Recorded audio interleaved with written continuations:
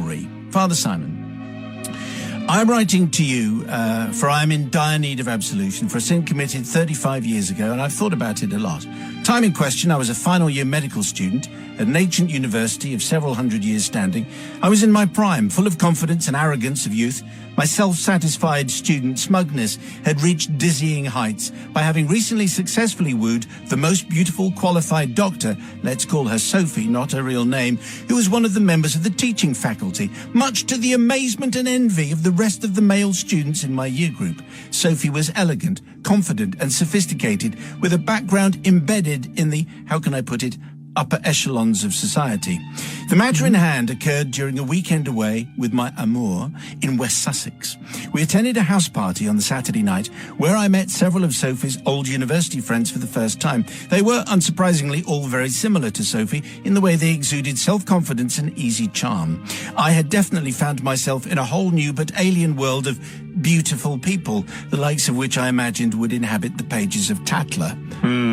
I was out of my depth. Yep. The following morning, it was spontaneously decided that some of us would descend on the parents of one of Sophie's friends for lunch. The reassuring crunch of tyres on the extensive gravel drive announced our arrival at the Grade 2 listed farmhouse home of retired city accountant Gerald and his wife Annabelle. Following a sumptuous luncheon, the girls excitedly announced that it would be such fun to have a swim in the outdoor pool. Owing to the fact that it was early May, Gerald expressed reservations about the temperature of the water, given the time of year and the fact that the heating for the pool had yet to be started. In spite of this, he proceeded to enthusiastically peel back the pool cover. At this point, I was getting a little self-conscious, given that I was surrounded by such beautiful young ladies and I had no swimming trunks. Gerald wouldn't hear of me not joining the girls for a dip and offered to lend me some trunks. It now appeared I was cornered and that I had no choice in the matter. He returned a few minutes later, proudly brandishing a horrendous pair of bright blue satin budgie smugglers, replete with white piping down each leg. What? Attempting to manage a veneer of self-assurance, I met the girls by the side of the pool and did my best to ignore their looks of alarm, mixed with silent sniggers at the sight of my oh-so-tight lurid shorts. I was desperate to get into the water to hide my embarrassment, so to speak, yet a toe dipped into the water confirmed that it was breathtakingly cold. I plunged into the freezing water and began to plough up and down the pool in my best freestyle, partly to attempt to warm up and stop the blood freezing in my veins, and partly to impress the girls. I then foolishly decided to add tumble turns to my stylish strokes to enhance the ridiculous performance. Pride comes before a fall, as a misjudged tumble turn resulted in one of my feet hitting the handrail on the side of the pool. The pain was intense, yet when I raised my foot out of the water to inspect the damage, there was very little to see. When we could stand the cold no longer, we got out to change. I was given a towel and directions of how I could find the ensuite of the sumptuous bedroom of Gerald and Annabelle, where I could change back into my warm clothes. I quickly dressed and felt that loving, lovely warm glow of the circulation returning to the extremities. Before rejoining the others, whose excited voices I could hear from the kitchen below, I reached down to put on my socks. The white skin of my injured left foot was covered in blood. Not only this, but so was the also very white, plush, deep pile bedroom carpet, covered in blood. Footprints of livid scarlet could be seen tracking across the room in multiple directions, as if from the scene of a grisly murder. The penny dropped. I must have cut my toe on the side of the pool, but the freezing water had meant that only once my feet had warmed up did the dilated blood vessels begin to bleed, and most efficiently bleed they did.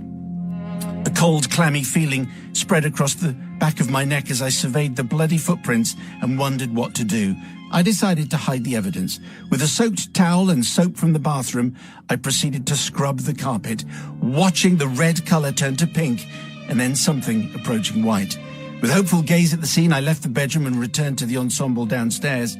Very soon afterwards, it was decided we'd better head home, so I expressed my gratitude for lunch as I headed out, returning the trunks, the dripping trunks, to Gerald as I left. Thankfully, I never clapped eyes on Gerald, Annabelle, or anyone else who was there again, so I didn't have to face the music. I've absolutely no doubt that my best efforts at removing the blood stains from the white carpet and towels were woefully inadequate at best, and that my crimes would have been discovered probably very soon after the car had disappeared down the drive. Father Simon and the Confessional Collective, it is clear I need forgiveness. I beseech you to find generosity in your hearts, though not expecting it from Jackie, for this oft-tortured soul. Yeah. Because we know what Jackie is like. Well, we've learned what Jackie is like, indeed. Well, terrible society-based confession. You don't want to go swimming in an outdoor pool in May, and you certainly don't want to slash your foot open and bleed open a white carpet. What do you say, Sister Jackie? A little like yesterday, I am not going to forgive him because I think he could have made, a bigger deal out of it. I think with the treatment that he received, and just for being given budgie smugglers alone, I think he should have trampled all over that white carpet and the bedspread, and indeed up and down the hall. So you're not forgiven. You could have done a much better job. Quite right. Right. Okay. I can see where you're going with that. I suspect class warfare is coming up here, Brother Matthew. How very typical of the Tatler lot to expect everyone else to fit in with their ridiculous plans. And also Gerald and Cassandra. Annabelle. What are you doing? Putting changing rooms with white shag pile carpet in it. More money than sense, some would say. And I certainly say it, so definitely forgiven.